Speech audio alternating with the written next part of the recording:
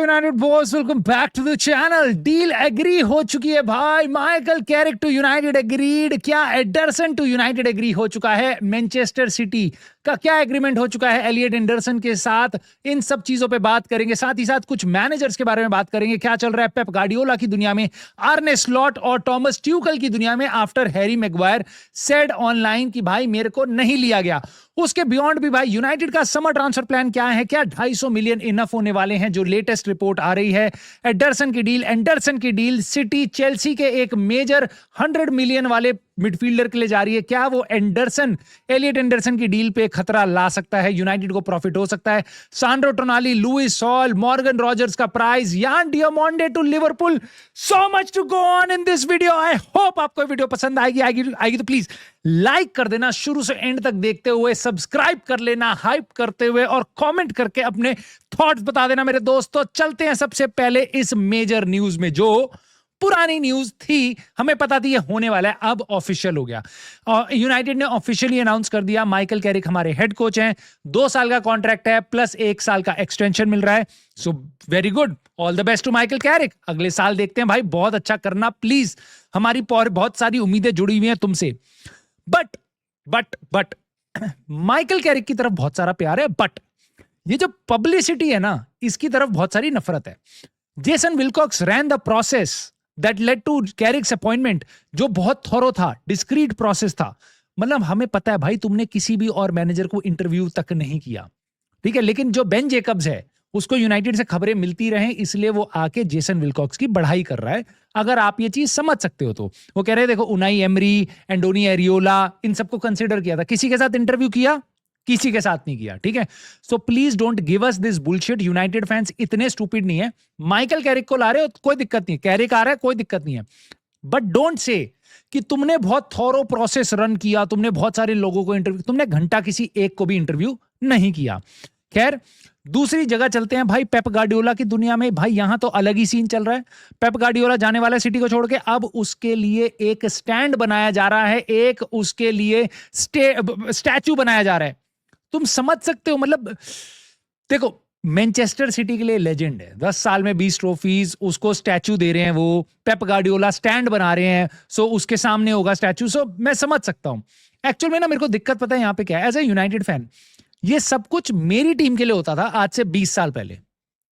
सब कुछ, बाकी दुनिया एक तरफ, यूनाइटेड में लेजेंड पे लेजेंड निकल रहे हैं, रिकॉर्ड पे रिकॉर्ड टूट रहे हैं। अभी होम विन के, कभी अवे विन के, कभी इसके, कभी उसके, 3 टाइटल, 2 टाइटल, ये सारे प्लेयर जा रहे हैं बैलन डोर में, इसमें उसमें। ये चलता था भाई, जिस प्लेयर पे हाथ रखते थे वो नाचता था पहले, उसके बाद यूनाइटेड आता था। मतलब सब आने को बेसब्र होते थे, हम जिसको चाह के लेके आते थे अपने पास। आज ये सीन है कि वो अब पूरा का पूरी काया पलट हो चुकी है, और ये देख देख के ना बस खुंदक आती, खून खोलता है। बट मैं अपना बीपी आगे बढ़ाए बिना आगे चल लेता हूं। मैं बताता हूं तुम्हारे को, इस आदमी का जो खून है ना, इसमें मतलब कंजरपना भरा हुआ है। मैं सच बता रहा हूं यार। नहीं, पहले सीजन में टाइटल जीत गया, बहुत अच्छी बात है। दूसरे सीजन में तेरी फटली, कोई बात बड़ी बात नहीं है। अप एंड डाउन चलते रहते हैं। मोहम्मद साला जा रहा है, नए प्लेयर ले आओगे, सब कुछ बढ़िया है। लेकिन इस बंदे के मुंह से जब जब चीजें निकलती हैं, हर बार ये सॉल्टी साउंड करता है। हर बार एक्सक्यूजेज, सॉल्टी। ओ ये तो हमारे साथ डायरेक्ट बॉल खेल रहे थे, अच्छी फुटबॉल नहीं खेल रहे थे, इसलिए हम हार गए। ये सारे बहाने इसके। अभी ये कह रहा है कि देखो, कांग्रेचुलेशन टू आर्सेनल, बहुत अच्छा जॉब किया आर्टेटा ने। बट 30 साल में पहली बार हुआ है 40% जो गोल मारे हैं एक विनिंग टीम ने, वो के सारे सेट पीसेस से आए हैं। अबे तो तू मार लेता भाई, तू मार लेता, तू मार लेता। तूने जो टाइटल जीता, आर्सेनल को क्रिटिसाइज कर रहा, तूने जो टाइटल जीता वो तो पूरी जॉर्गन क्लॉप की फुटबॉल थी। उसके साथ एक गाड़ी निकल गई, तेरी निकल गई। अब कर ले भाई। हमेशा सॉल्टी भाई, हमेशा सॉल्टी। खैर, ये बंदे के बारे में तो मैं क्या ही बोलूं भाई। इसको इतनी हेट मिल रही है ना आज की डेट में इंग्लैंड में, मैं समझ नहीं सकता। मैं हैरी मैग्वायर की बात नहीं कर रहा, मैं बात कर रहा हूं टॉमस ट्यूकल की ना। टॉमस ट्यूकल को इतनी हेट मिल रही है, उनको बताया जा रहा है कि उन्होंने आके बोला है कि देखो, मेरे को बहुत सरप्राइजिंग लगा हैरी मैग्वायर ने स्टेटमेंट दी, जबकि मेरी उनसे फोन पे बात हो चुकी थी। और उनको ये इतना शॉकिंग क्यों लगा वो मुझे समझ नहीं आ रहा। कि जब हमने प्राइवेट और कॉन्वर्सेशन कर ली, मैंने जाके इज्जत से उसको बता दिया कि तू नहीं है पार्ट, उसने अपने इमोशंस बता दिए, तो मेरे को नहीं लगा कि भाई। और मैंने तो अपनी सोच बिल्कुल क्लियर रखी थी। जो डिफेंडर्स मेरे को पिछले सीजन में मेरे साथ थे, जो मेरे साथ कंसिस्टेंटली खेल रहे थे, मैं उनके साथ गया हूं।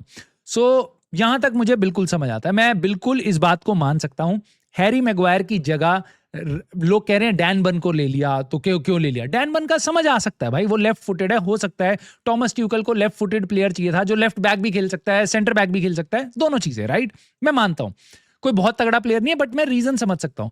मैं ये भी मान सकता हूं कि हैरी मैग्वायर से की जगह मैं जॉन स्टोन्स, जिसने लिटरली कुछ खेला ही नहीं पूरे सीजन में, उसके साथ साथ मे बी क्वांजा, लिवरपूल का क्वांजा, उसने भी कोई बहुत ज्यादा तीर नहीं, झंडे नहीं गाड़े भाई। लेकिन मेरे को यह समझ नहीं आता कि अगर मान लो कोच ने गलत डिसीजन ले भी लिया, बट उसका डिसीजन है, why would you go? Harry Maguire के पार्ट पे मेरे को यह चीज बुरी लगती है। मैं मान सकता हूं, मैं फील कर सकता हूं कि भाई बुरा लगा होगा बंदे को, लास्ट वर्ल्ड कप था, चांस चला गया। जब अभी टीम अनाउंस नहीं हुई है ऑफिशियली, तुमने 24 घंटे पहले आके सोशल मीडिया पे क्यों डाल दिया I am devastated, I am shocked, और ये सब, ये चीजें नहीं सही लगती। और चाहे वो रोनाल्डो हो, चाहे वो मेसी हो, चाहे हैरी मैग्वायर हो, चाहे मेरा बेस्ट फेवरेट दिल का मैं खुद क्यों ना हो, मैं इस चीज को क्रिटिसाइज करूंगा। मैनेजर और अपनी टीम के ऊपर आप बर्डन ही डालते हो सोशल मीडिया पे ऐसे एंटिक्स फैला के। तो मेरे को ये चीज हैरी मैग्वायर की अच्छी नहीं लगी। उन्होंने 24 घंटे पहले आके इंस्टाग्राम पे अपनी पोस्ट डाल दी, डिक्लेयर कर दिया कि मैं टीम का पार्ट नहीं हूं। उसके बियॉन्ड दोस्तों, अब चलते हैं यूनाइटेड की ट्रांसफर पे। नो, बेन जेकब्स ने बताया है कि United will be the busiest club in this period, summer transfer window में, in terms of the spend, in terms of the volume of signing, यानी कि पैसा भी बहुत खर्च होगा, वन ऑफ द बिगेस्ट पैसा हम खर्च करने वाले हैं, one of the busiest summer होगी in terms of number of player. और वो कह रहे हैं 5, 6, 7 प्लेयर्स आ सकते हैं यूनाइटेड में इस सीजन। नाउ अगर हमने 7 साइनिंग कर ली, नंबर ऑफ साइनिंग, मैं क्वालिटी तो साइड कर दो, अगर हमने 7 साइनिंग कर ली ना, मैं तुम्हारे सामने क्लैप करूंगा इनियोस के लिए। आर्सेनल ने टाइटल ऑलमोस्ट सेकंड, मतलब इतने तगड़े स्क्वाड में 8 साइनिंग करी थी पिछले season, I appreciated them. United में इतने सारे गड्ढे हैं, अगर ये आधे फुट की ये जो तुम्हारी इनियोस की मैनेजमेंट है साली, ये अगर 7 साइनिंग कर लेंगे ना, मैं आके तुम्हारे सामने शाबाशी दूंगा इनको, अगर इन्होंने 7 साइनिंग कर ली, क्योंकि हमारे को बहुत जरूरत है। क्वालिटी पे तो मैं बात करूंगा अलग से, बट नंबर ऑफ साइनिंग ये करके दिखा दे, मैं तुम्हें बता रहा हूं, मैं बहुत खुश होऊंगा, मैं बहुत खुश होऊंगा। मुझे ऐसा लगेगा साले इतने निखट्टू तो नहीं है। और ये कह रहे हैं बेन जेकब्स की 250 मिलियन या उससे ज्यादा। मैं यार, पिछले सीजन हमने 250 मिलियन करे थे जब हम पे यूरोप नहीं था, जब हमें 4 साइनिंग करी थी बस, ठीक है? तो मैं बिल्कुल ये चीज को तो मैं बिल्कुल नहीं मान सकता कि 250 मिलियन और more, that is not a rebuild, that is not a basically blowing the transfer market. No, regular transfer window तुम देख लेना, अभी आर्सेनल, लिवरपूल, इनके पूरे स्क्वाड बने भी हुए हैं, तब भी ये 200 मिलियन से ऊपर निकल के जाएंगे। सो आज से 10 साल पहले चलता था कि वो 200 मिलियन वॉर चेस्ट और ये सब, वो सब 250 मिलियन 200 मिलियन कुछ भी नहीं है आज की डेट में। एक प्लेयर 100 मिलियन के बिक रहे हैं जो डिसेंट से, हाफ डिसेंट से प्लेयर हैं, ठीक है? तो यूनाइटेड 250 मिलियन खर्च कर रही है। I don't think so that's a good amount जिससे मैं एक्साइटेड हूंगा आज की डेट में, क्योंकि बहुत सी और टीमें ये करने वाली हैं। Now talking about one of the deals जो यूनाइटेड के काफी क्लोज है और काफी जगह से पता चल रहा है डन डील हो चुकी है। डन डील किसके बीच में? एडरसन और यूनाइटेड के बीच में। सो बेन जेकब्स ने बताया Anderson has verbally agreed 5-year deal at with Manchester United.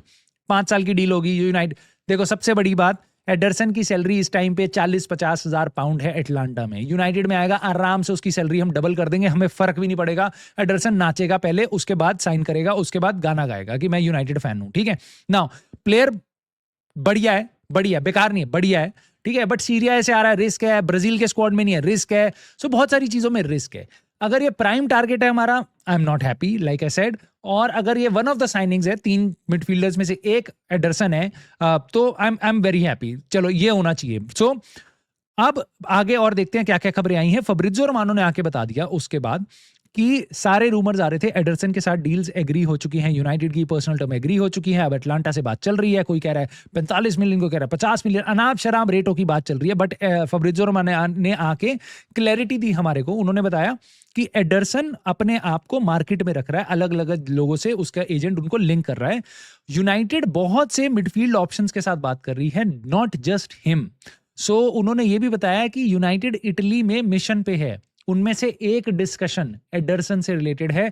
हम इस टाइम पे डिफरेंट प्लेयर्स के पास जा रहे हैं। It is more than 3 players, more than 3 players. Anderson, उसके अलावा 3 प्लेयर और, आप समझ लो कम से कम। ये भी खबरें आ रही हैं कि इटली में यूनाइटेड ज्यादा एक्टिव इसलिए है क्योंकि हमारे को ऑफलोड करने हैं बहुत सारे प्लेयर। मैनुअल उगारते में भी थोड़ा बहुत इंटरेस्ट हो सकता है, मोटी मोटी बात है भाई। देखो हम तो रास्मस हॉयलैंड को भी बेच रहे हैं, वो तो ऑलमोस्ट डील हो चुकी है, बट जोशुआ ज़िर्कज़ी के लिए काफी एक्टिव मार्केट है इटली की, जो लोग वहां पे उसको चाह रहे हैं।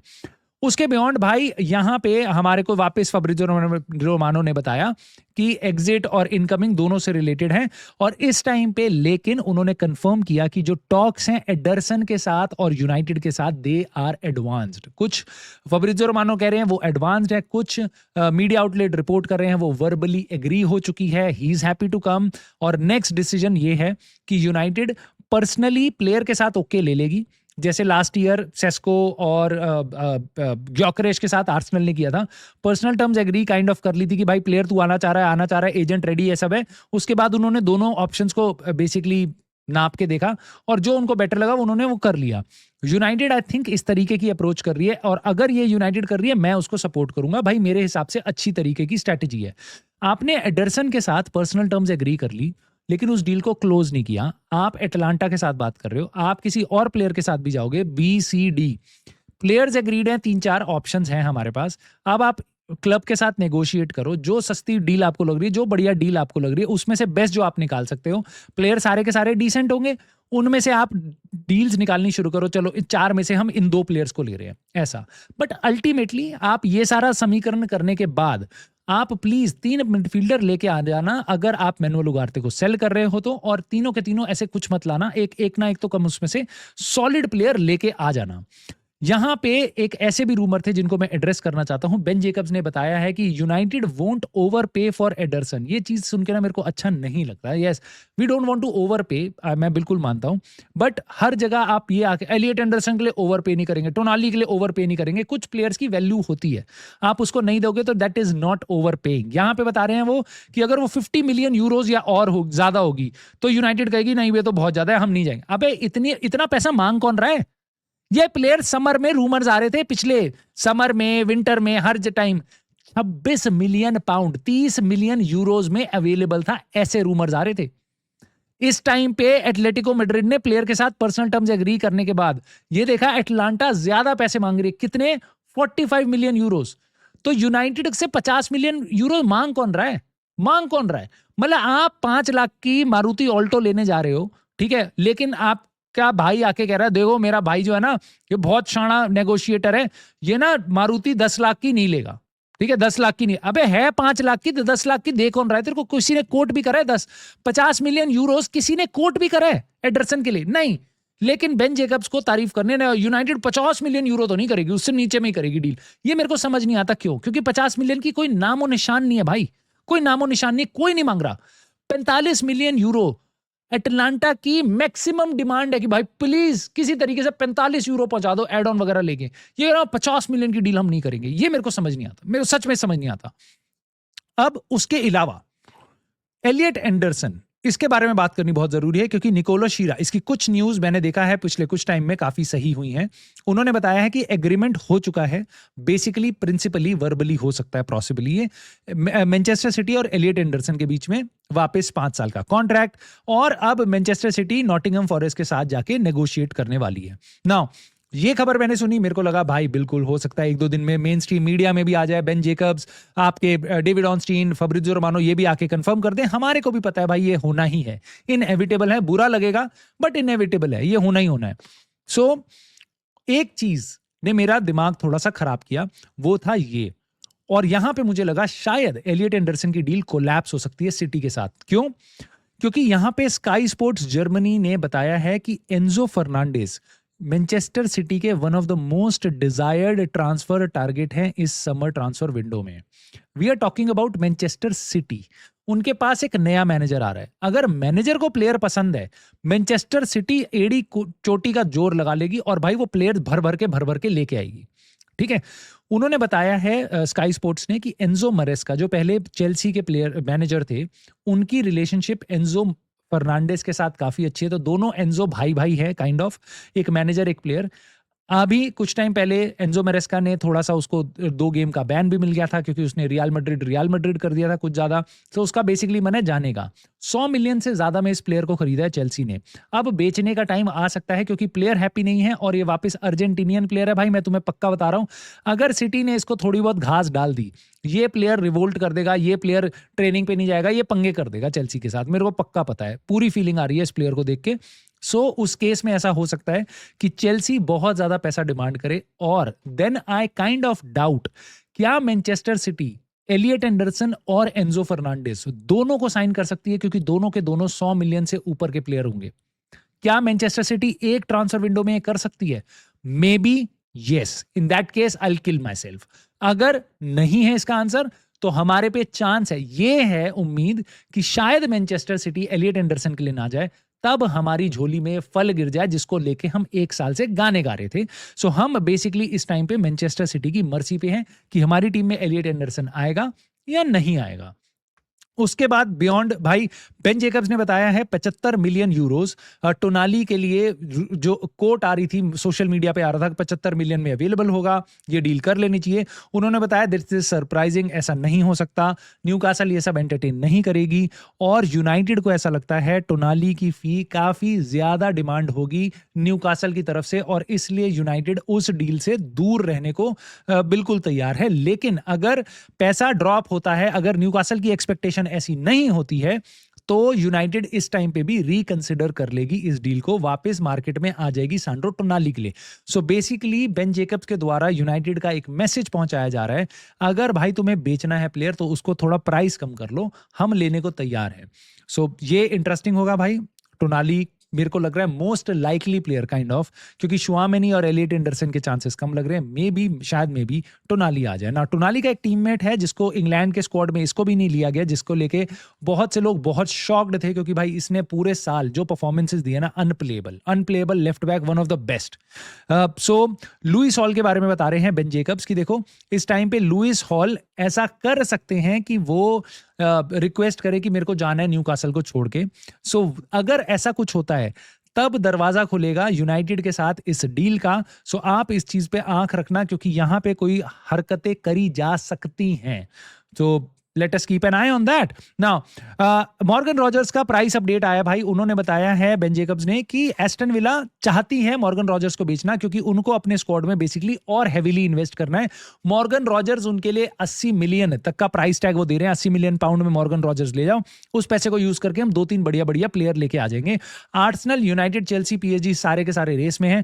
मैं चाहता हूं कि भाई आप ये रेस हार जाओ, कोई दिक्कत नहीं है। आपको कहीं और पैसा ज्यादा लगाना है, वहां पे आप पैसा खर्च कर लेना। नाउ लेफ्ट विंग पोजीशन पे हम मॉर्गन रॉजर्स को देख रहे थे, लेकिन वो हमारी पहली प्रायोरिटी नहीं था।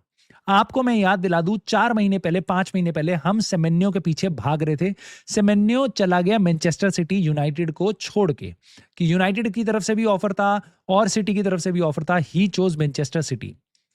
उसके बाद जिस दिन उसने मैनचेस्टर सिटी को चूज किया उस दिन से खबरें आई यूनाइटेड आर गोइंग फॉर यान डियामोंडे।